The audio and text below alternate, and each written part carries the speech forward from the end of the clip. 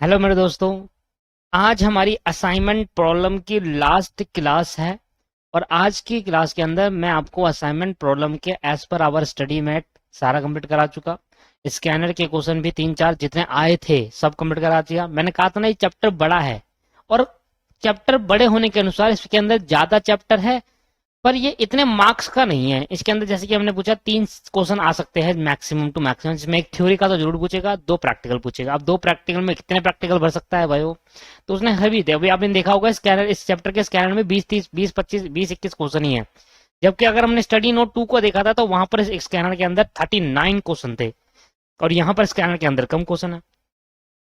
चलो कोई बात नहीं, जितने क्वेश्चन पॉसिबल होते हैं मैं करवाता हूँ और मैक्सिमम टू मैक्सिमम क्वेश्चन कराने की कोशिश करता हूं। और जितने मैं क्वेश्चन कराता हूं यहां तक मेरी उम्मीद है कि आप हर क्वेश्चन कर लेते हैं। उसके बाद इलस्ट्रेशन नंबर 4 की अगर हम बात करें आज की क्लास के अंदर, तो आज की पूरी क्लास इलस्ट्रेशन नंबर 4 पे लगा देनी है और इस क्लास के बाद चैप्टर खत्म हो जाना है। नया चैप्टर स्टार्ट करेंगे नए कॉन्सेप्ट के साथ नेक्स्ट क्लास में। अगर हम बात कर रहा हूँ इलस्ट्रेशन नंबर 4 की, तो पढ़ते हैं एक बार। कहता है 6 सेल्समैन है are to be allocated to 6 sale region. 6 salesman को 6 अलग अलग रीजन में भेजा गया, so that the cost of allocation of the job will be minimum।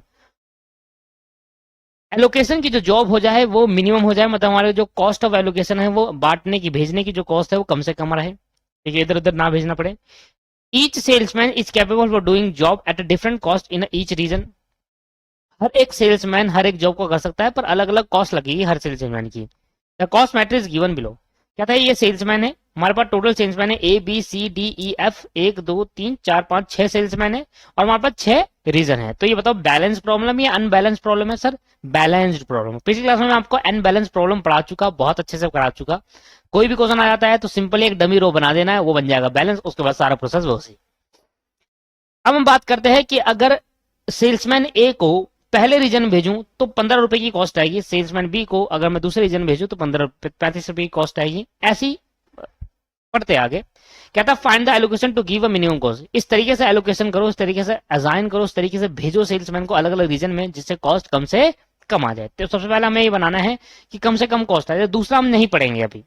सबसे पहले हमें ये जानना है कि ऐसा एलोकेशन करना है, ऐसा असाइनमेंट करना है, असाइनमेंट करना है जिससे मेरी कॉस्ट कम से कम आ जाए। That's called minimum problem.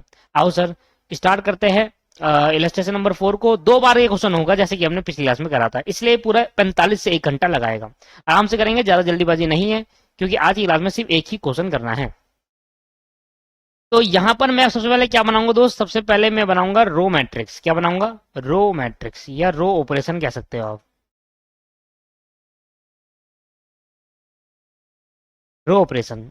अब रो ऑपरेशन में सबसे पहले हमें क्या करना है, ये हमारे इस साइड, इस साइड हमारे सेल्समैन आ गए, इस साइड हमारे रीजन आ गए। तो ये ऐसा करके हम काट देता हूँ, यहाँ पर मैं लिख देता हूँ सेल्समैन, ये है आपका रीजन। तो मेरे पे 6 सेल्समैन से ABCDEF,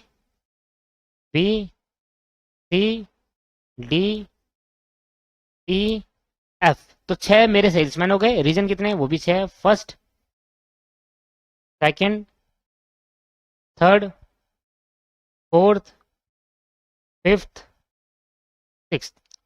तो रो ऑपरेशन के अंदर मेरे पास 6 सेल्समैन है और 6 रीजन है। अब हमारे पास क्या क्या है, सबसे पहले हम यहाँ पर मिनिमम लेंगे और रो ऑपरेशन को सॉल्व करेंगे। इसमें मिनिमम क्या है? इसमें मिनिमम 0 है तो ये एज इट इज लाइन उतर जाएगी, है ना। इसके अंदर मिनिमम क्या है? इसके अंदर मिनिमम 5 है। इसके अंदर मिनिमम है आपके पास 10। इसके अंदर मिनिमम है आपके पास 10। इसी के अंदर मिनिमम है 5 और इसके अंदर मिनिमम आपके पास 10 है। तो अब इसको सॉल्व करते हैं। 0 को मैं इस एलिमेंट्स में किसी मल्टीप्लाई करूं सेम एलिमेंट आएगा। तो 15 35 0, 25 10 45, 15 35, 15 35 0, 25 10 45, 15 35 0, 25 10 45। यहां तक क्लियर हो गया। इसके बाद अब हम यहां से माइनस करेंगे 5 5, तो 35 0 40 15, 35 0 40 15, 35 0 40 15, 35 0, 40, 15, 10 और 15, 10, 15, 10, 15। जल्दीबाजी देखो, यहां पर जल्दीबाजी मत करिएगा क्योंकि एक ही क्वेश्चन आएगा पेपर के अंदर, आएगा भी तो यारा, और बहुत अच्छे से आप कर सकते हो। मेरी उम्मीद आप पे टिकी हुई है। मैं चाहता हूं कि आप 90 से ऊपर स्कोर करें, जो कि आने के बहुत चांसेस है। ठीक, इसके बाद 10 माइनस करते हैं। तो यहां पर आपके पास 10 है तो क्या आ जाएगा, 15, 50, 0, 15, 50, 0, 55, 15, 0, 15, 50, 0, 15, 50, 0, 55, 55, 15, 0, 55, 15, 0। ठीक है जी, ठीक है। यहां पर भी 10 माइनस करना है तो आपके पास ये हो गया आपके 15, 10, 25, 15, 10, 25, 15, 10, 25, 15, 10, 25, 0, 15, 50, 0, 15, 50। यहां तक क्लियर। इसके बाद है क्या माइनस करना, 5 ना, तो ये हो गया 25, 65, 35, 25, 65, 35, 0। ये हो गया 35 और 45, 35 और 45। ठीक है। इसके बाद यहां पर 10 माइनस करना है तो 0, 15, 20, 30, 0, 15, 20, 30, 0, 15, 20, 0, 15, 20, 30, 40 और 5, 40 और 5। देखो ये तो मेरा हुआ कंप्लीट रो ऑपरेशन। अब हम चलूंगा कॉलम ऑपरेशन के अंदर।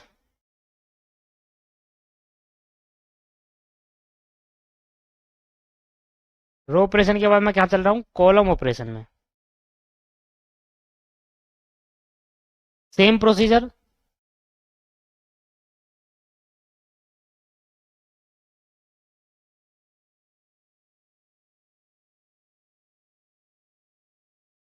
Column operation. तो ये मेरा हो जाएगा A, B, C, D, E, F.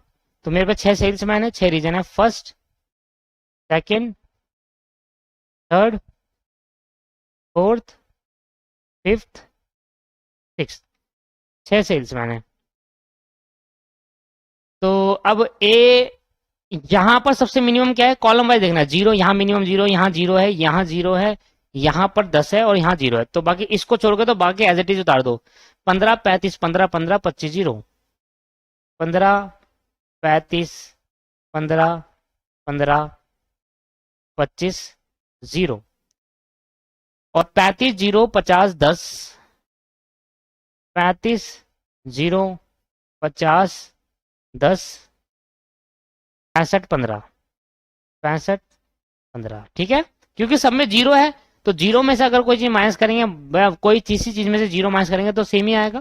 तो 0, 40, 0, 25, 35, 20, 0, 40, 0, 25, 35, 20, 25, 15, 55, 0, 0, 30, 25, 15, 55, 0, 0, 30। अब यहां पर ध्यान दे दीजिएगा, यहाँ पर 0 नहीं है, यहाँ पर 10 है। तो 10 अगर सबसे कम है मिनिमम 10, तो 0, 0, 5, 5, 0, 0, 5, 5 हो गया ये, क्योंकि 10 10 माइनस करूंगा तो 0, 0, 5, 5, ये हो गया 25 और ये हो गया 30, 0, 0, 5, 5, 25, 30, 0, 0, 5, 5, 25, 30, और ये एज इट इज बता दो कि सबसे मिनिमम 0 है। तो 45, 15, 0, 45, 15, 0, 50, 45, 5, 50, 45, 5। ठीक है, ये मेरा कॉलम ऑपरेशन हो गया। अब कॉलम ऑपरेशन हो गया तो इसके बाद एक स्टेप और आता है ऑप्टिमल सोल्यूशन, है ना।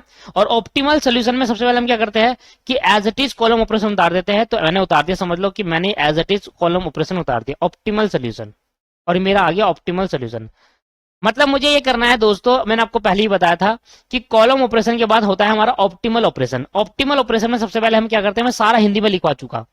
सबसे पहले हमें क्या करना पड़ता है, सबसे पहले हमें पूरा कॉलम ऑपरेशन को छाप देना होता है। मैंने मान लो छाप दिया, ये लो, ये बन गया मेरा ऑप्टिमल सोल्यूशन। अब यहाँ पर रो वाइज बॉक्स लगाने होते हैं। तो सबसे पहले रो में 2 जीरो है तो बॉक्स नहीं लगाएंगे, दूसरे रो में 2 जीरो है अभी भी नहीं लगाएंगे, तीसरी रो में भी 2 जीरो है अभी भी लगाएंगे, चौथी रो में 1 जीरो है। तो जब 1 जीरो है तो हम इसका जो बॉक्स लगाएंगे वो हॉरिजॉन्टल नहीं वर्टिकल लगाएंगे।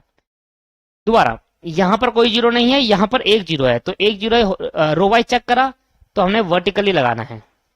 शुरू से करते हैं, तो यहाँ पर मैंने चेक करा, चलो अब ऐसा कर लेते हैं, कॉलम में पहला कॉलम खत्म, दूसरे कॉलम में 1 जीरो है। जब दूसरे कॉलम में 1 जीरो होगा तो हम इसको क्या करेंगे, हॉरिजॉन्टल लगाएंगे, क्योंकि कॉलम वाइज चेक करें तो हॉरिजॉन्टल लाइन ड्रॉ करेंगे। इस वाले कॉलम में 2 जीरो है, इस वाले कॉलम में सिंगल जीरो है, तो सिंगल जीरो है तो इस वाले में कॉलम में आप ए को लगा देंगे। अब अगर हम इस वाले कॉलम को चेक करें तो अब इस कॉलम में क्या बच गई, 1 ही जीरो बच गई, तो अब इस कॉलम में 1 जीरो बच गई तो यहाँ पर भी लगा देंगे। नहीं,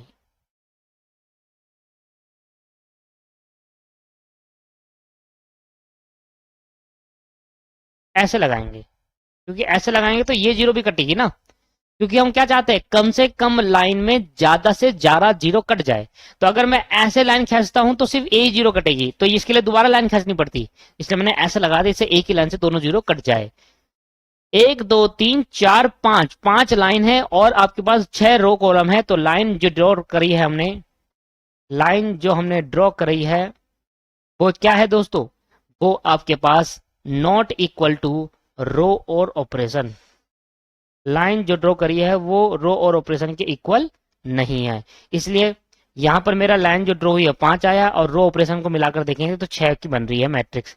तो therefore it is not optimal solution. ये हमारा क्या है, ऑप्टिमल सोल्यूशन नहीं है, it is not a optimal solution. अब मुझे क्या बनानी पड़ेगी दोस्तों, इंप्रूव मैट्रिक्स। तो इंप्रूव मैट्रिक्स बनाने के लिए सबसे पहले क्या देखेंगे, जो नॉन कट एलिमेंट है उसमें, इंप्रूव मैट्रिक्स सबसे पहले क्या देखेंगे, जो नॉन कट एलिमेंट है उसके अंदर हम ये देखेंगे कि हमारा जो मिनिमम एलिमेंट है वो क्या है, मिनिमम नॉन कट एलिमेंट कितने हैं। मिनिमम नॉन कट एलिमेंट जिसमें कट नहीं लगा है, जिसमें काटा नहीं करा, उसमें मिनिमम क्या है, देखो सर मिनिमम होगा आपके पास, देखो ये बचे 10 65, ये बच गया, ये मतलब 5 दिख रहा है मुझे मिनिमम और कोई नहीं दिख रहा, तो 5 हमारा नॉन कट एलिमेंट में मिनिमम आइटम हो गया।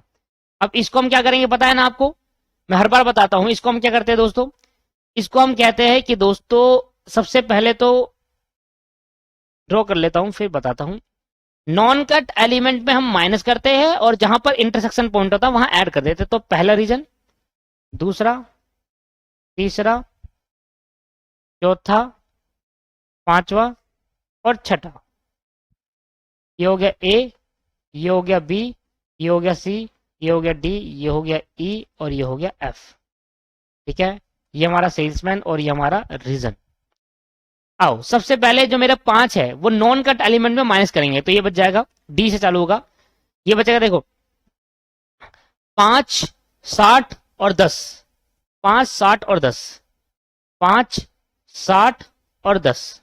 ठीक है, ये बताओ कितना बचेगा, 20 30 और 15, 20 30 15, तो 20 30 15।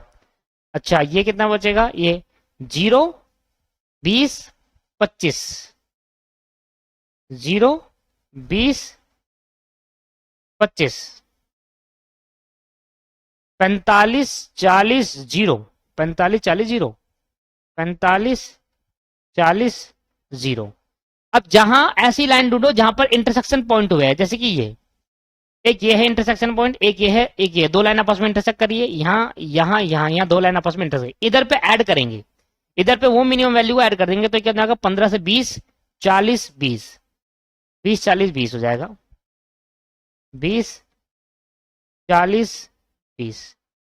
ठीक है, इसके बाद पेपर में इतना टाइम नहीं लगेगा आपको, मैं बहुत आराम से कर रहा हूँ, बहुत स्लो के कर रहा हूँ, क्योंकि मुझे पता है आप स्पीड बढ़ा के कर लोगे, आपके हाथ में कंट्रोल है सारा। 30 20 60, 30 20 60, कहां पर आ गए, यहां पर, हाँ 30 20 और 60। अब जो नॉन कट एलिमेंट है या जो इंटरसेक्शन एलिमेंट नहीं है, नॉन कट एलिमेंट नहीं है, इंटरसेक्शन एलिमेंट जहां पर सिर्फ एक एक लाइन लगी है, सिर्फ ये एज इट उतार दो। 35 0 0 40 50 0, 35 0 0 40 50 0, 35 0 0 40 50 0। ये कितना है जी? ये देखना पड़ेगा, ये कितना था? 15 है ये। 15 25 0, 15 25 0। ये कितना है? इसके नीचे कितना है? 0 0 30, 0 0 30। ये बताओ कितना है? 0 0 5, 0 0 5। ये कितना है जी? 45 15 0, 45 15 0। अब मुझे ये आइटम, अब मुझे फिर दोबारा वही प्रोसीजर करना है, रो वाइज लाइन ड्रॉ करनी है, कॉलम वाइज। मैंने आपको सिखाया है कि आप जिस लाइन में दो एक जीरो होगी वहीं पर ड्रॉ करनी है। ए 2 0 है, इधर इधर 2 0 है, इधर भी 2 0 है, इधर 1 0 है। तो इस लाइन को सबसे पहले ड्रॉ करेंगे, और क्योंकि रो वाइज देख रहे हैं तो वर्टिकल लाइन खींच के ड्रॉ करेंगे, ठीक है। इस लाइन में 2 0 है। आगे हॉरिजेंटल वाइज देख रहे थे, ये देखो, ये पहली कॉलम वाइज देखा तो ये है, तो कॉलम वाइज देखा तो लाइन ड्रॉ होगी हॉरिजेंटल, अपोजिट होती है। इस लाइन में भी 1 0 है, तो यहां पर भी अब हॉरिजेंटल लाइन ड्रॉ करेंगे। इस लाइन में 2 0 है, इस लाइन में भी 2 0 है, इस लाइन में 1 0 है, तो यहां पर हॉरिजॉन्टल वाइज ड्रॉ करेंगे। अब दोबारा चलते हैं, तो यहां पर आपके पास एक भी जीरो नहीं, एक भी जीरो नहीं, 1 0, 1 0 है, तो आपको फिर ऐसे भी खा सकते हैं, अब ऐसे भी क्लिक कर सकते हो, बात एक ही है। चलो ऐसे क्लिक कर लो। अब देखा जाए तो एक लास्ट ये बच गया, इसको भी कर लेते हैं। अब आप देखोगे कि मेरे हर एक लाइन में एक एक बॉक्स बन चुका है, दैट्स कॉल्ड ऑप्टिमल बॉक्स। बन गया एक, इस लाइन में 2 बॉक्स है, इसमें भी, इसमें भी, इसमें भी, इसमें, मतलब हर लाइन पे एक बॉक्स आ गया। इसका मतलब आपके पास ये हमारा ऑप्टिमल सोल्यूशन है। लाइन गिन लो, 1 2 3 4 5 और एक 6, 6 लाइन होगी टोटल। तो जो लाइन ड्रॉ कर रहे हैं वो लाइन ड्रॉ जो करी हमने वो इक्वल हो गई रो और कॉलम के, रो या फिर कॉलम, रो या फिर कॉलम है, ठीक है। एंड नहीं है, रो कॉलम दोनों के नहीं, रो या फिर कॉलम जो भी आप सब बोलो। तो अगर 6 लाइन ड्रॉ करी है तो 6 कॉलम भी है, it is optimal matrix, it is optimal matrix. अब इसके बाद क्या बनाना पड़ता है? इसके बाद ऑप्टिमल सोल्यूशन, मैट्रिक्स नहीं, optimal solution, it is optimal solution. अब इसके बाद दोस्तों मुझे बनाना पड़ता है, मुझे बनाना पड़ता है, बताओ क्या? इसके बाद मुझे बनाना पड़ता है ऑप्टिमल सोल्यूशन। क्या बनाना पड़ता है? Optimal solution. अब मुझे ऑप्टिमल सोल्यूशन कैसे बनाना पड़ता है? आप बनाना, ये कृपया करके आप इसको बनाइए, क्योंकि जब तक अगर आप ये नहीं बनाओगे बार बार, इस पूरे को दोबारा छापो और लाइन हटा देना, बॉक्स रहने देना। मैंने कहा कैसे? कह रहा मान लो ये मेरा ऑप्टिमल मैट्रिक्स है, मैंने बना दिया है और ये मैंने यहां से लाइन हटा दी सारी, ऐसे बना दो बस, बॉक्स छोड़ देना, लाइन हटा देना। इससे क्या हमें क्या पता चला? इस समय पता चला कि हमें कहां पर क्या रखना है। यहां पर एक रखना है, यहाँ पर जो सेल्समैन बी है वो सेकंड रीजन भेजेंगे, सेल्समैन एफ को फर्स्ट रीजन में, सेल्समैन ई को फोर्थ रीजन में, सेल्समैन डी को फिफ्थ रीजन में, सेल्समैन सी को सिक्स्थ रीजन में, ऐसे करके हम भेजेंगे। और ये हमारा ऑप्टिमल मैट्रिक्स। तो यहाँ हमारा आ गया सेल्समैन, ये हमारा आ गया रीजन, और ये हमारी आ गई कॉस्ट। सेल्समैन, रीजन और कॉस्ट। ये हो गया A B C D E F. तो मुझे बताओ सेल्समैन ए को किस रीजन में भेजा? तीसरे रीजन में। सेल्समैन बी को दूसरे में, सेल्समैन सी को भेजा छठे में, सेल्समैन डी को भेजा है आपने फिफ्थ में, सेल्समैन ई को भेजा है फोर्थ में,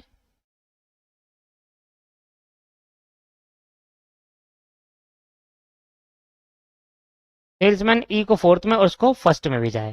तो अब इसकी कॉस्ट देखो मेन उसमें जाकर। तो मुझे बताओ आप सबसे पहले कि ए सेल्समैन को थर्ड रीजन भेजा, तो ए को अगर मैं थर्ड रीजन भेजूंगा तो 0 कॉस्ट आएगी। अरे वाह, बहुत बढ़िया, 0 कॉस्ट। अगर बी को मैं भेजता हूं सेकंड रीजन में, बी को अगर मैं सेकंड रीजन भेजता हूं तो 5 रुपए की कॉस्ट आएगी। अरे वाह, कम कॉस्ट चाहिए हमें, तो कमी आ रही है।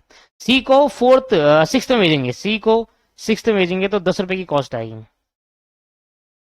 10 रुपए की। डी को अगर फिफ्थ में भेजेंगे तो, डी को अगर फिफ्थ में भेजेंगे तो 25 की कॉस्ट आएगी। ई को अगर फोर्थ में भेजेंगे तो, ई को अगर फोर्थ में भेजेंगे तो 5 की, और एफ को फर्स्ट में भेजेंगे तो 10 की। तो ये 5 और ये 10, तो ये आगे टोटल मिनिमम कॉस्ट। टोटल, ये मेरा फर्स्ट पार्ट खत्म हुआ, मिनिमम कॉस्ट। ऐड कर देंगे दोस्तों इसको, 5 और 5 10, 10 और 10 20, और ये 30 40 50 और ये 55, तो 55 की टोटल कॉस्ट आएगी। ठीक है, तो 55 की मेरी क्या आई दोस्तों, टोटल कॉस्ट आई। आओ सर जरा एक बार नजर घुमाए, देखना। पहला मेरा पार्ट हुआ, कह रहा है एलोकेशन करके दिखाओ जिससे मेरी कॉस्ट मिनिमम आ जाएगी। हमने कहा मिनिमम कॉस्ट जो है आपकी वो आपके पास 55 है। ठीक है, ये कंप्लीट हो गया। बी पार्ट को पढ़ते हैं और सी पार्ट को बाद में पढ़ेंगे। कहता है नाउ सपोज करो the above table give earning of each salesman as each reason.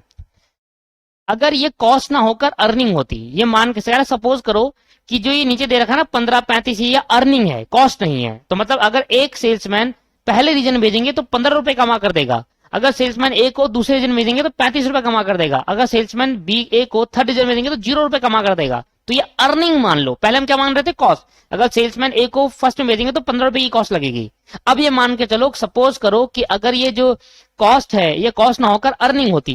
कहता है now suppose the above table give earning of each salesman at each region. अगर सेल्समैन ए को फर्स्ट में भेजा तो इतना कमा कर देगा, अर्निंग है अर्निंग। तो मैं क्या चाहूंगा, ज्यादा से ज्यादा प्रॉफिट हो या कम से कम प्रॉफिट हो, सर ज्यादा से ज्यादा। तो ये भी क्या बन गया, मैक्सिमाइजेशन प्रॉब्लम बन गया। कह रहा है how can you find N allocation so that the earning will be maximum, determine the solution with optimum earning.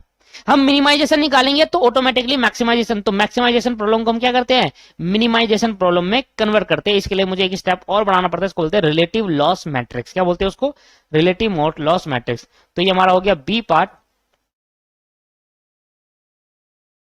In this case of, this is the problem of maximisation, देखेंगे this is the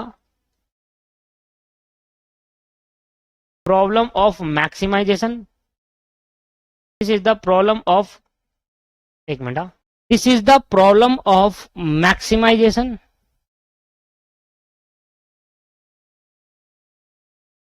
So here we have to, here we have to convert, here we have to convert this problem into, here we have to convert this problem into minimization. Here we have to convert this problem into minimization to make relative loss matrix, to make relative loss matrix. तो relative loss matrix बनाकर हमें क्या करना पड़ेगा दोस्तों, हमें इस loss को, इस मैक्सिमाइजेशन प्रॉब्लम को मिनिमाइजेशन में कन्वर्ट करना पड़ेगा, और उसके बाद सेम प्रोसेस वैसा ही है।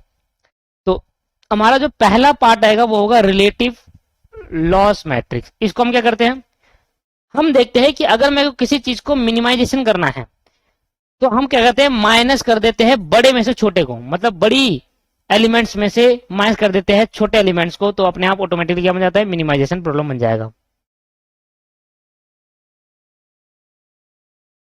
ए B C D E F, first second region, third region, fourth region, 5 region, 6th region. ठीक है, अब सबसे पहले देखेंगे भाई मैक्सिमम एलिमेंट कौन सा है, मैक्सिमम एलिमेंट कौन सा है, उस मैक्सिमम एलिमेंट में से माइनस कर देंगे सभी को। अब देखो पूरी रो में सबसे पहले मैक्सिमम एलिमेंट कौन सा है, सबसे ज्यादा एलिमेंट 60 मुझे सबसे ज्यादा दिखा है अभी तक। 60 से ऊपर कुछ है देखना, 60 से 70, 70 से ऊपर देखो कुछ है, 70 से ऊपर अभी कुछ भी नहीं है। तो लो जी 70 से ऊपर कुछ नहीं है, तो 70 से माइनस कर देंगे सभी आइटम को, तो बन जाएगी मिनिमाइजेशन प्रॉब्लम। करना जरा, करेंगे सर। तो यहां पर आ जाएगा 55,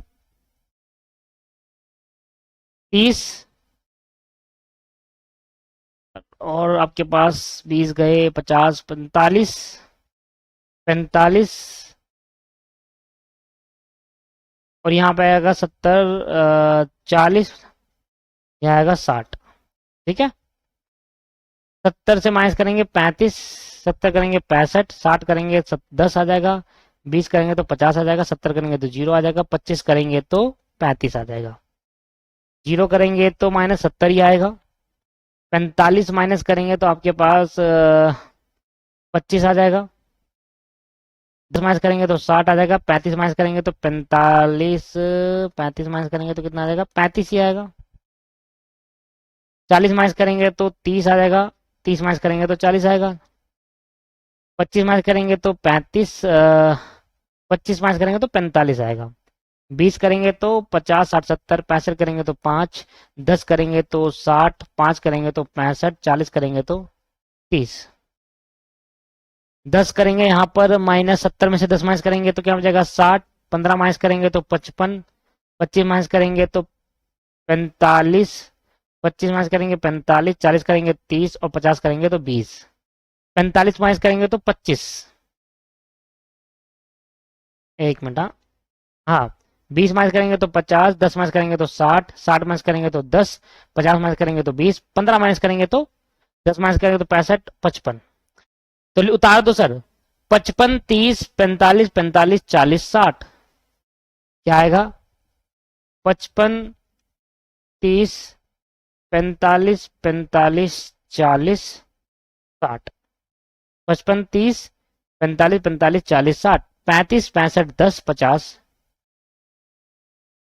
35, 65, 10, 50, 0, 35,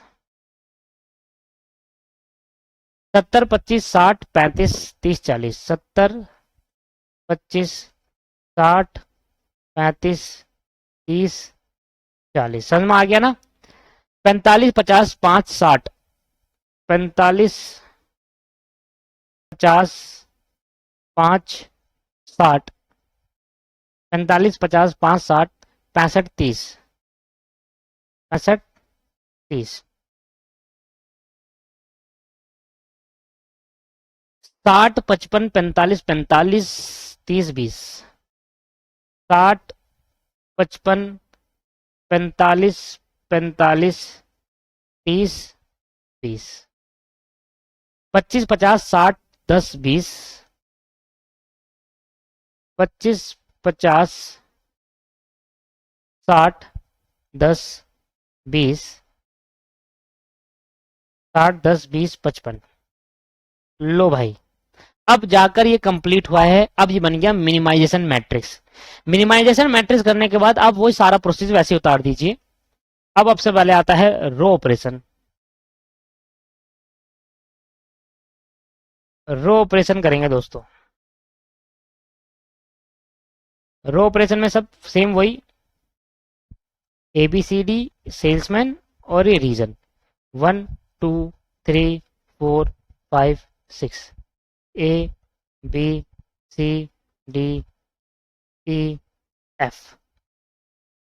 सबसे पहले मिनिमम ढूंढेंगे, मिनिमम क्या है, मिनिमम इस वाले में सबसे मिनिमम है आपके पास 25, इस वाले में सबसे मिनिमम क्या है 25, इस वाले में सबसे मिनिमम है 5, इस वाले में सबसे मिनिमम है आपके पास 10, इस वाले में सबसे मिनिमम 0, इस वाले में सबसे मिनिमम आपके पास 20, दोबारा देखेंगे 20, 0, सबसे मिनिमम 10, 5 से कोई मिनिमम नहीं है, इधर 25 से कोई मिनिमम नहीं है, इधर 25 से कोई मिनिमम नहीं है।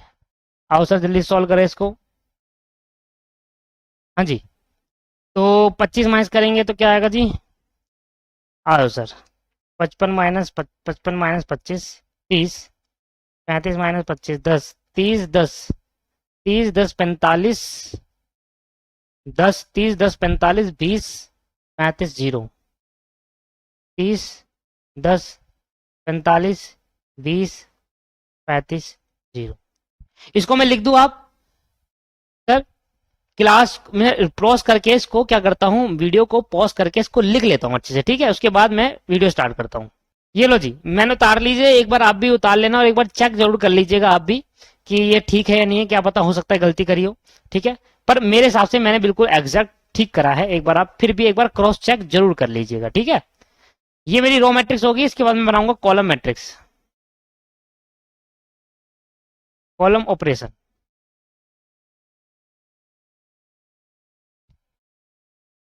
सबसे पहले वही सेल्समैन, ये हो गया रीजन। तो 1 2 3 4 5 6, A B C D E F. आओ सबसे पहले इधर मिनिमम देखते हैं।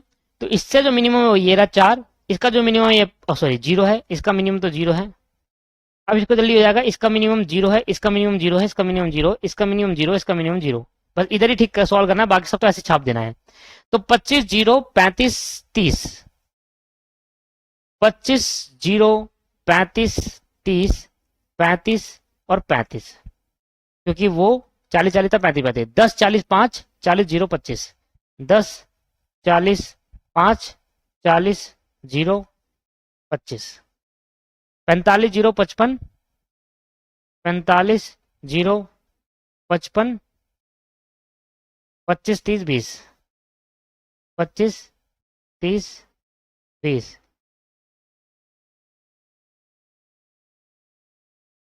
20 25 0, 20 25 0, 50 65 10, 50 65 10, 35 30 40, 35 30 0, 35 30 40, 35 30 0, 0 25 55, 0 25 55, 0 20 35। अब हम यहाँ पर करेंगे ऑप्टिमल मैट्रिक्स। तो ये तो कॉलम ऑपरेशन है, तो हमें कॉलम ऑपरेशन पे ऑप्टिमल मैट्रिक्स करते टाइम हमें एज इट इज उतार देना है यहाँ पर। ठीक है, यहाँ पर लिखना आपको ऑप्टिमल मैट्रिक्स और ये पूरा पूरा कॉलम मैट्रिक्स उतार दो। मान लो ये मैंने उतार दिया। अब क्योंकि एक ही चीज बार बार लिखना नहीं है दोस्तों, पेपर में आप लिखना चाहो पेपर में लिख सकते हो, ठीक है, याद रहनी चाहिए। अब हम लगाएंगे सर यहाँ पर लाइन ड्रॉ करेंगे। ठीक है, सबसे पहले हम क्या करेंगे, रो वाइज। तो 1 0 है, वर्टिकल लाइन ड्रॉ करेंगे। 2 0 है, नहीं करेंगे। 1 0 है, वर्टिकल लाइन ड्रॉ करेंगे। इधर एक भी 0 नहीं है, इधर 1 0 है, वर्टिकल लाइन ड्रॉ करेंगे। इधर 1 0 है, वर्टिकल लाइन ड्रॉ करेंगे। इधर 1 0 है, तो हॉरिजॉन्टल लाइन ड्रॉ करेंगे। 1 2 3 4 5। तो अभी हमें इंप्रूव मैट्रिक्स बनानी पड़ेगी। इंप्रूव मैट्रिक्स, मिनिमम एलिमेंट ढूंढो। इंप्रूव मैट्रिक्स, मिनिमम एलिमेंट बताओ कौन सा है। सबसे कम एलिमेंट बता दो कौन सा है मिनिमम एलिमेंट। 25 35 30 45 55 25 20 सबसे मिनिमम लग रहा है मुझे अभी तक का जो मिनिमम एलिमेंट है वो 20 है। हाँ जी 20। तो 20 मेरा मिनिमम एलिमेंट हो गया। आओ सर दोबारा वैसे सॉल्व करें।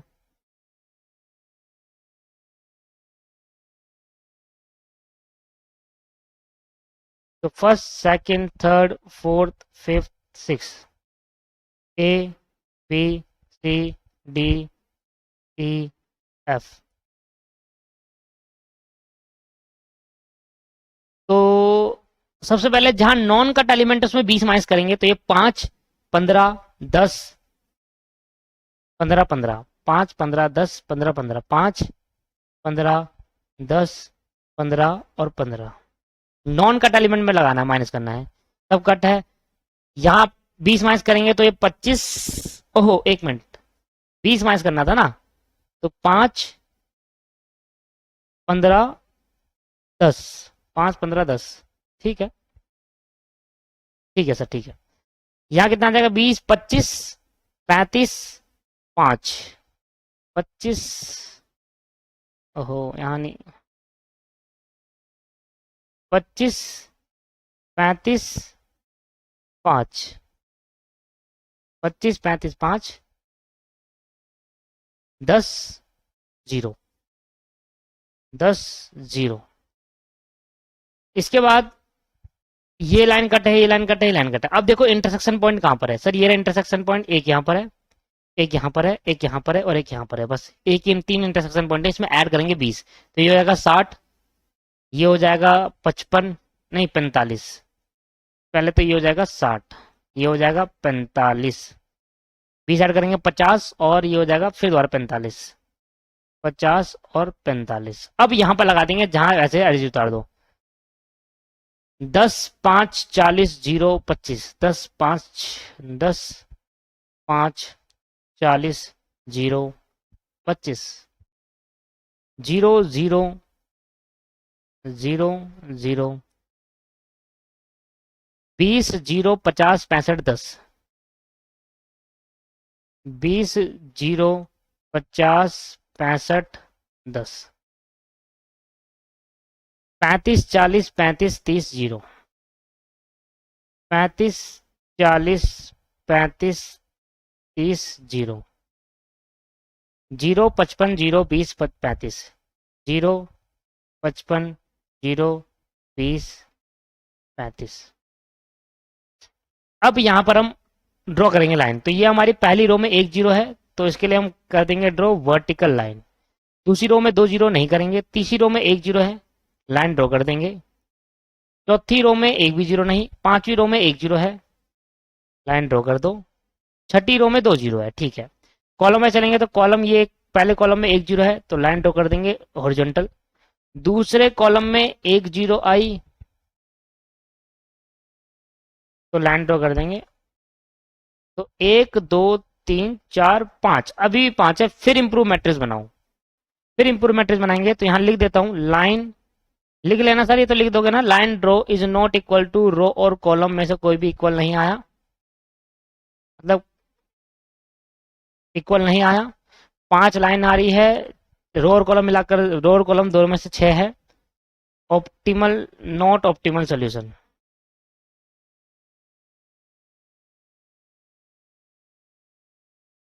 फिर इंप्रूव मैट्रिक्स बनाएंगे रिपीटेड प्रोसेस के अंदर।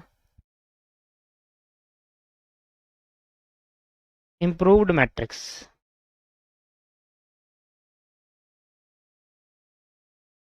जब तक 6 और 6 ना आ जाए इंप्रूव मैट्रिक्स तब तक बनती रहेगी। लास्ट क्वेश्चन अच्छे से कर लो, बोरिया मत रखो।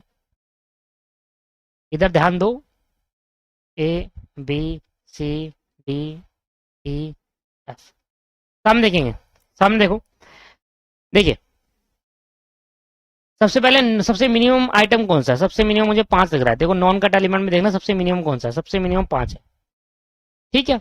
अब 5 नॉन कट एलिमेंट से क्या होंगे, माइनस। तो 5 से 0 बन जाएगा, 0 10 5 10, 0 10 5 10, 0 10 5 10, ठीक है।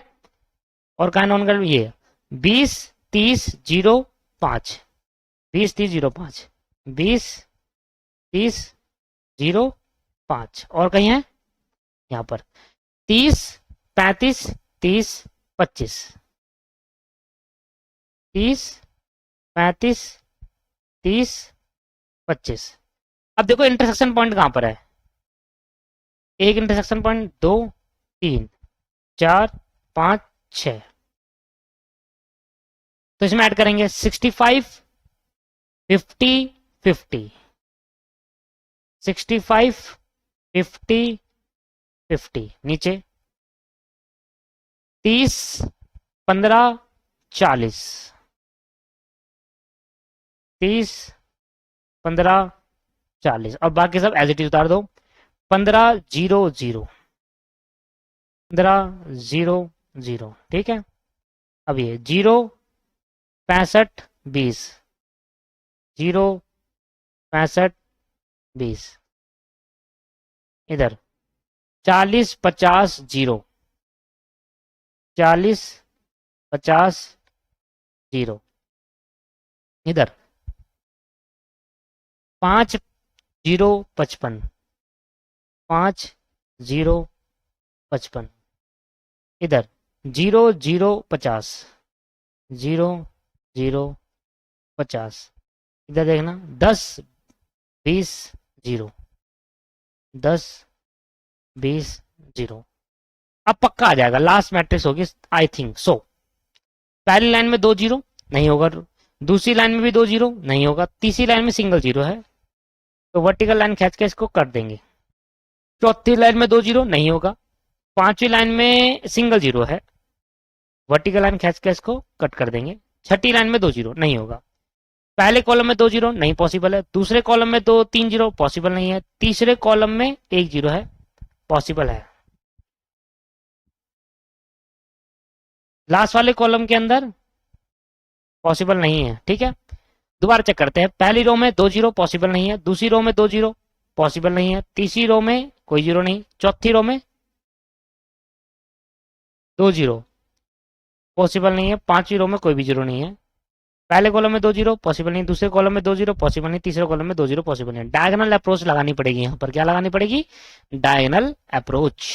आओ सर, तो अगर मैं ये सिलेक्ट करता हूं, अगर मैं ये सिलेक्ट कर लेता हूं, तो या तो मैं ये सिलेक्ट कर सकता हूं, उसके बाद या तो मैं ये सिलेक्ट कर सकता हूं, या तो मैं ये सिलेक्ट कर लूं, या तो मैं ये नहीं कर सकता।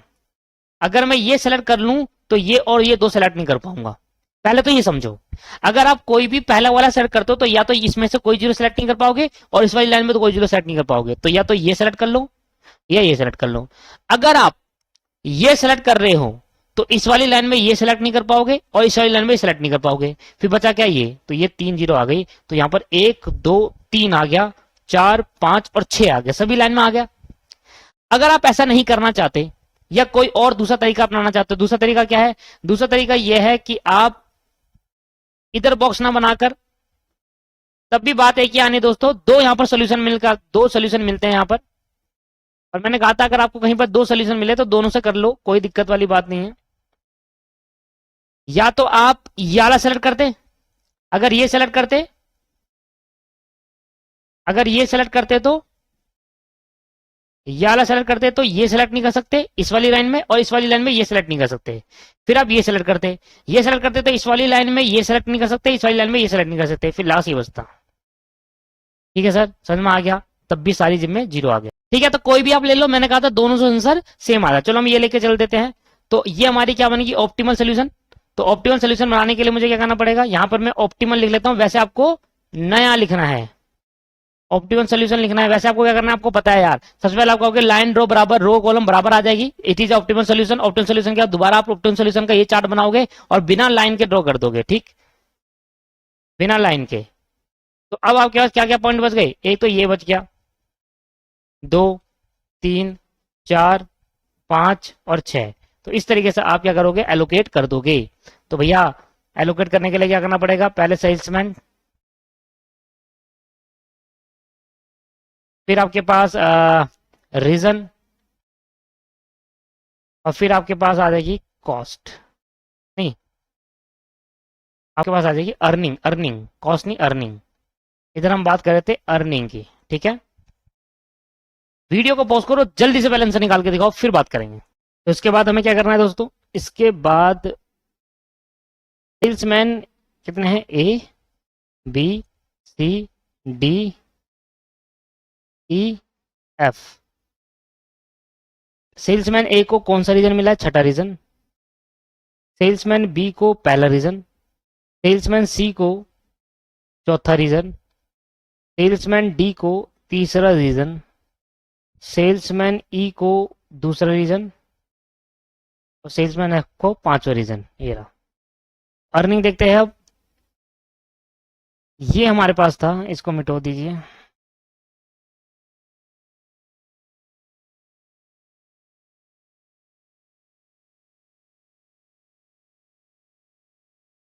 ठीक है, तो पहले बताइए, सेल्समैन ए को छठा रीजन, ए को छठा रीजन 45, ये मेरा आया 45। बी को फर्स्ट रीजन 40, सी को फोर्थ रीजन, सी को फोर्थ रीजन भेजेंगे 65। देखो देख रहे हो, मैक्सिमम मैक्सिमम आ रहा है। डी को थर्ड रीजन, डी को थर्ड रीजन 35, ई को सेकंड रीजन, ई को सेकंड रीजन 70, और एफ को पांचवा रीजन, एफ को पांचवा रीजन 50। अब देखो, सबसे मैक्सिमम इसमें था, सबसे मैक्सिमम 35 था, सबसे मैक्सिमम 65 था, वो 5, क्योंकि हमें क्या चाहिए? अर्निंग। तो टोटल अर्निंग यहाँ पर मिल जाएगी, टोटल मैक्सिमम अर्निंग। तो कितना आएगा सर? जोड़ना जरा। 45 plus 40 plus 65 plus 35 plus 70 plus 50, that 305, ये 305 की आपके मैक्सिमम नहीं रहेगी। ये आ गया फर्स्ट सोल्यूशन। सेकंड सोल्यूशन भी कर सकते हैं आप, इसको लेकर इसको ले लोगे तो आपका चेंज हो जाएगा, थोड़ा चेंज हो जाएगा, पर अर्निंग आपके पास 305 ही आएगी, वो सेम आता है, आपको पता है। इसका आप सेकंड सोल्यूशन आप कर सकते हैं, ठीक है। और यहां पर हम तीसरा पार्ट करने जा रहे हैं, सी पार्ट। सी पार्ट क्या कहता है वो देखेंगे ध्यान से। कहता है there are restriction for a commercial region. कह रहा है कमर्शियल रीजन की वजह से कुछ रिस्ट्रिक्शन है, दैट ए, जो सेल्समैन ए है वो can not be post in a region fifth. Salesman A को 5वें रीजन में पोस्ट नहीं कर सकते कमर्शियल रिस्ट्रिक्शन की वजह से। और E can not be post to region second. Right down the cost matrix suitable after imposing the restriction. कहता है सेल्समैन ए को हम 5वीं रीजन में नहीं भेज सकते और सेल्समैन ई को हम सेकंड रीजन में नहीं भेज सकते। तो दोस्तों ये कॉन्सेप्ट बड़ा इंपॉर्टेंट है, ध्यान समझना। जब भी कभी रिस्ट्रिक्शन का क्वेश्चन आता है, रिस्ट्रिक्शन का आता है, इसका मतलब कमर्शियल रीजन की वजह से रिस्ट्रिक्शन क्या है? कमर्शियल रीजन की वजह से रिस्ट्रिक्शन ये है कि आपके पास जो ए सेल्समैन है वो 5th रीजन में नहीं जा सकता, ठीक है। सेल्समैन ए को हम 5th रीजन में नहीं भेज सकते, 5th रीजन में नहीं भेज सकते कमर्शियल रीजन की वजह से। और सेल्समैन ई को हम सेकंड रीजन में नहीं भेज सकते, सेल्समैन ई को हम सेकंड रीजन में नहीं भेज सकते। तो अब इस केस के अंदर हमें क्या करना पड़ेगा? हमें एक कॉस्ट मैट्रिक्स तैयार करनी है जो इस रिस्ट्रिक्शन को ध्यान में रखते हुए होगी। तो यहां पर हेडिंग देंगे the cost matrix after imposing the given restriction को इंपोज करते वक्त हम कॉस्ट मैट्रिक्स बना रहे हैं, इस तरीके से बनेगी। तो सेल्समैन ए जो 5th रीजन में नहीं जा सकता, सेल्समैन ई सेकंड रीजन में नहीं जा सकता। अब यहां पर एक वो लिखना point, whenever such restriction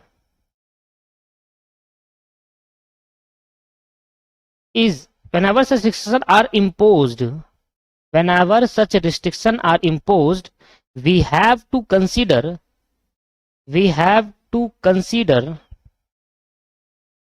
whenever such restriction is imposed, we have to consider the corresponding element. We have to consider the corresponding element of a given matrix. ये लाइन लिखनी जरूरी है, of corresponding element of given matrix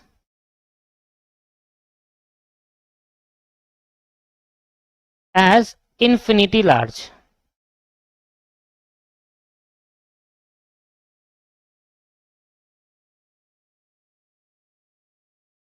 As infinity large, symbol of infinity large is alpha. Symbol of infinity large is alpha. मैंने ऐसे treat कर लिया, एक symbol बना दिया इन्फिनिटी लार्ज का। सर ये क्या है इन्फिनिटी लार्ज, इसके बारे में जरा बताइए और आज की क्लास को यहीं समाप्त करेंगे। देखो जब भी कभी रिस्ट्रिक्शन आएगी तो आप मुझे बताओ, अगर ये रिस्ट्रिक्शन नहीं होती और मैं चाहता कि सेल्समैन ए 5th रीजन में ना जाए, सेल्समैन ई सेकंड रीजन में ना जाए, ये रिस्ट्रिक्शन नहीं होती, तो मैं क्या करता? कब मैं सेल्समैन ए को 5th रीजन में नहीं भेजूंगा, कब मैं सेल्समैन ई को सेकंड रीजन में नहीं भेजूंगा, कब बताइए आप मुझे। आप समझ पा रहे हो? जैसे कि मैं कहा कि यहां पर तो बोला कि भाई रिस्ट्रिक्शन है, सेल्समैन ए जो है 5th रीजन में नहीं जा सकता, कमर्शियल रीजन है, और सेल्समैन ई जो है वो सेकंड रीजन में नहीं जा सकता। अगर मैं कहूं ये रिस्ट्रिक्शन नहीं होती और मैं अपने मन से बोलता कि सेल्समैन ए को 5th रीजन में नहीं भेजना, तो क्या करूं ऐसा जिससे सेल्समैन ए ऑटोमेटिकली, जब मैं असाइनमेंट कर रहा हूं, row operation, column operation, optimal solution कर रहा हूं, इंप्रूव मैट्रिक्स बना रहा हूं, तो ऑटोमेटिकली आ जाए कि सेल्समैन ए कभी 5th रीजन में ना जाए और सेल्समैन ई कभी सेकंड रीजन में ना जाए। आपको सिर्फ एक काम करना है, सेल्समैन ए की 5th रीजन वाली कॉस्ट को सबसे ज्यादा कर देनी है। और जब मैं असाइनमेंट करता हूं तो असाइनमेंट करते वक्त ये ध्यान में रखता हूं कि कॉस्ट कम से कम आए। तो असाइनमेंट हम उस तरीके से करते हैं कि जो हमारी कॉस्ट है वो कम से कम आएगी। अगर सेल्समैन ए के 5th रीजन में सबसे ज्यादा कॉस्ट होगी या सेल्समैन ई के सेकंड रीजन में सबसे ज्यादा कॉस्ट होगी, उस वाले रीजन में कभी भी असाइनमेंट नहीं होगा। रो ऑपरेशन करूंगा, जब कॉलम ऑपरेशन करूंगा ना, तो उस वाले रीजन में कभी असाइनमेंट नहीं होगा। ठीक है, तो मैं क्या चाहूंगा,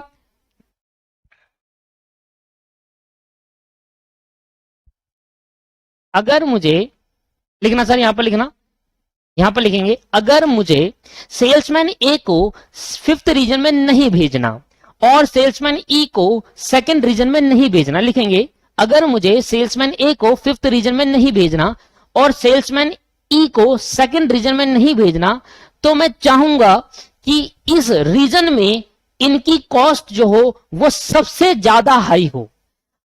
इन रीजन में इसकी कॉस्ट दोनों सेल्समैन की दोनों रीजन्स में सबसे ज्यादा हाई हो।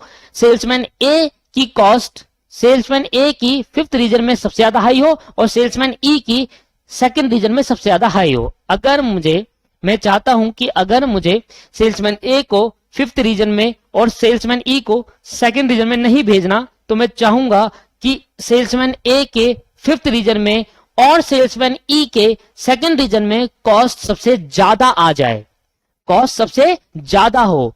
और अगर कॉस्ट सबसे ज्यादा आ गई तो असाइनमेंट करते टाइम जब मैं असाइनमेंट करूंगा और मेरा पर्पस होगा कॉस्ट को मिनिमम लाना, तो ऑटोमेटिकली सेल्समैन ए कभी फिफ्थ रीजन में नहीं जाएगा और सेल्समैन ई कभी सेकंड रीजन में नहीं जाएगा। ये लिख दिया आपने पूरी लाइन हिंदी में। ठीक है, तो ये लिखा है यहां पर, whenever such restriction are imposed we have to consider the corresponding element of given matrix। मतलब जो सेल्समैन ए का फिफ्थ रीजन में जो एलिमेंट है और सेल्समैन ई का जो सेकंड रीजन में एलिमेंट है उसको इनफाइनेटली लार्ज कर दो। अगर उनकी कॉस्ट सबसे ज्यादा बढ़ा दी तो समझ लेना असाइनमेंट करते टाइम वो कभी भी उस रीजन में नहीं जा पाएंगे। ठीक है ना, हम असाइनमेंट किसको करते हैं, जब मैं कॉस्ट, अगर मैं यहां पर, अगर दोस्तों एक मिनट, हाँ मैं वहां पहुंच जाऊं एक बार,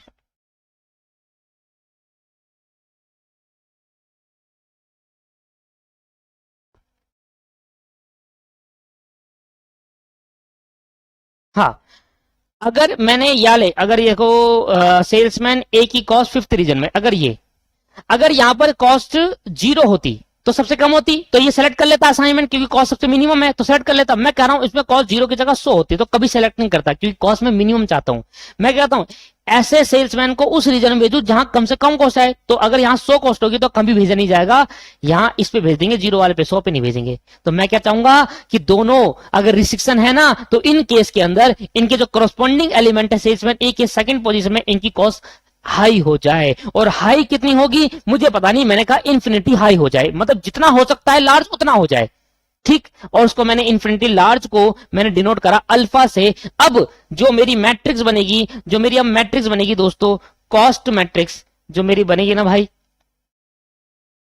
वो किस तरीके से बनेगी, वो सेम बन जाएगी, सेम बन जाएगी। जो मेरा ये होगा A B C D E F, और first second third fourth fifth six, ये बनानी है दोस्तों, ये बनानी है आपको पेपर में, तभी आपका सी पार्ट का आंसर सही होगा। ये करते वक्त जब मेरा ए का जो फिफ्थ एलिमेंट होगा इसको मैं अल्फा लिख दूंगा, बस इसको मैं अल्फा लिख दूंगा। इस अल्फा का मतलब है इन्फिनिटी लार्ज, मतलब जितना इनफाइनाइट लार्ज हो सकता है, जितनी कॉस्ट बढ़ सकती है उतनी हो जाए। इनफाइनाइट जब तक लार्ज हो रहा है, जितना आपके मन में गिनती आ रही है उतना लार्ज हो जाएगी। तो कभी जिंदगी में ये असाइनमेंट करते टाइम जाएगा नहीं, क्योंकि कॉस्ट कम से कम चाहते हैं। आ रहा है कौन सा समझ में, क्यों है इन्फिनिटी लार्ज। और ई की सेकंड पोजीशन में क्या हो जाए, यहां अल्फा हो जाए, ये भी इन्फिनिटी लार्ज हो जाए। ये दो जगह में इतने, जो इन्फिनिटी लार्ज का मतलब क्या है, जो आपका सबसे लार्ज नंबर होगा जो आपके माइंड में हो रहा है वो डाल दो यहां पर, दैट्स कॉल्ड इन्फिनिटी। इसलिए माइंड में कभी नंबर जो है वो इनफाइनाइट है इसलिए डाल नहीं सकते, इसलिए वर्ड यूज कर लिया, एक सिंबल का यूज कर लिया कि इनफाइनाइट लार्ज है, ये लार्ज नंबर है, सबसे ज्यादा नंबर, तो ये कभी भी इस रीजन में नहीं जाएगा। तो ऑटोमेटिकली असाइनमेंट करते टाइम यहां पर नहीं जाएगा और हमारा कॉस्ट मैट्रिक मिनिमम आ जाएगी। इनको नहीं, ए कभी इसमें नहीं जाएगा, ई इसमें नहीं आएगा, फिर भी मिनिमम आ जाएगा। समझ में आ रहा है। और बाकी सारी जगह पर क्या लिखना है, बाकी सारी जगह पर यही छाप देना है, ये सारी लाइन छाप देनी है, ये सारी लाइन छाप देनी है। बस कौन सी जगह पर नहीं छापनी, ध्यान दे लो, सिर्फ इसमें और इसमें नहीं छापनी। इसकी जगह पर अल्फा लिख देना है, सॉरी फिफ्थ रीजन में इसकी जगह पर अल्फा लिख देना है और सेकंड रीजन में इसकी जगह पर अल्फा लिख देना, बाकी सम ऐसी एज इट इज कॉपी कर देना है और यही हमारा सोल्यूशन होगा। ये अल्फा हमें ये बताता है, ये अल्फा हमें ये बता रहा है कि ये एक लार्ज नंबर है, इनफाइनाइट लार्ज नंबर है, इस पे कभी भी असाइनमेंट करते टाइम नहीं जाएंगे, क्योंकि हमारा पर्पस होता है कॉस्ट को कम से कम करना। क्लियर है या नहीं है? और the end of the class and the end of the chapter. तो यहां पर मैंने आपको असाइनमेंट प्रॉब्लम पूरा अच्छी तरीके से कंप्लीट करा दी दोस्तों। असाइनमेंट के सारे क्वेश्चन मैंने आपको कंप्लीट करा दिए है, जितना भी स्टडी मैट में थे, जितने भी स्कैनर में 3-4 क्वेश्चन मिले, सारे कंप्लीट करा दिए। अगर क्वेश्चन आपको स्कैनर में मिलता है और आपको नहीं आ पा रहा तो आप मुझसे वो शेयर करिए, मैं उसके लिए पर्टिकुलर वीडियो बना दूंगा। ये आपका काम है। अब अगर आपको कोई ऐसा क्वेश्चन मिल रहा है और आपको नहीं आ पा रहा तो मुझे उस क्वेश्चन को शेयर करे, मैं उसके लिए पर्टिकुलर वीडियो बनाकर आपको समझाऊंगा। ठीक है, थैंक यू। आज की क्लास को यहीं समाप्त करते हैं, नेक्स्ट क्लास में नया चैप्टर शुरू करेंगे। Thank you very much.